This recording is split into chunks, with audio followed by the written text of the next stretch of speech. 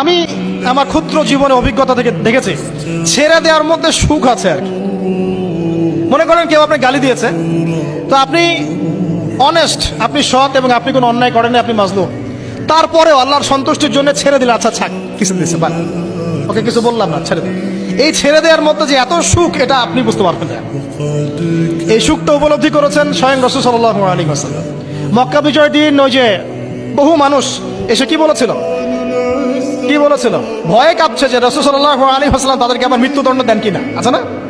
আল্লাহ নবী বললেন যে লা তাসরিবা আলাইকুমুল ইয়াউমা, তোমাদের উপর আজকে আমার কোনো অভিযোগ নাই, ওয়া আনতুমুত তুলাকা, তোমরা মুক্ত, যাও, ছেড়ে দিল। এটা শান্তি। ইউসুফ আলাইহিস সালামের ভাইরা কুয়াতে ফেলে দিয়েছিল না, সেখান থেকে মিশরের বাজারে, সেখান থেকে রাজপ্রাসাদে, সেখান থেকে জেলখানায়, জেলখানা থেকে রাষ্ট্র ক্ষমতায়। কি লাইফ, ট্র্যাজেডি, লাইফের ট্র্যাজেডি দেখেছেন। এখন ইউসুফ আলাইহিস সালাম যখন শেষে ভাই থেকে চিনলেন,